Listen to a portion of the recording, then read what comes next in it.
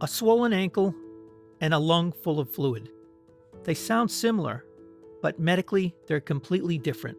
Let's break down these two medical terms and reveal the difference.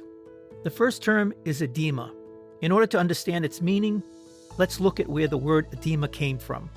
It comes from an ancient Greek word, oidema, meaning swelling. It entered the English language in the early 15th century, initially keeping the traditional spelling oedema. Over time, American English dropped the O to simplify it to edema. The meaning of edema, to swell, has been the same for over 2,000 years. Edema is the medical term for swelling caused by an abnormal accumulation of fluid in the body's tissues. The second term is effusion. The word effusion comes from Latin roots that perfectly describe the physical action of fluid escaping. The prefix is EX, which changes to EF whenever it comes before a word starting with F.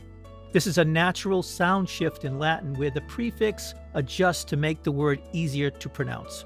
The prefix EF means out or away, and the root verb is fundere, meaning to pour. Combined, they literally mean to pour out. In modern medical terms, it retains the literal Latin meaning, a pouring out of fluid. In medicine, an effusion is defined the same way. The escape of fluid from anatomical vessels like blood or lymph vessels into a defined cavity or space within the body. Unlike edema, which involves fluid soaking into the spaces between cells throughout general body tissues, an effusion is a collection of fluid pooling inside a specific localized compartment. Common examples are pleural effusions, where the fluid accumulates in the space surrounding the lungs, and pericardial effusions, where the fluid builds up in the sac around the heart.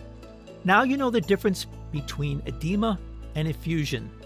If you found this breakdown helpful, please be sure to give this video a like and hit the subscribe button for more content like this. Thanks so much for watching, and I'll see you in the next video.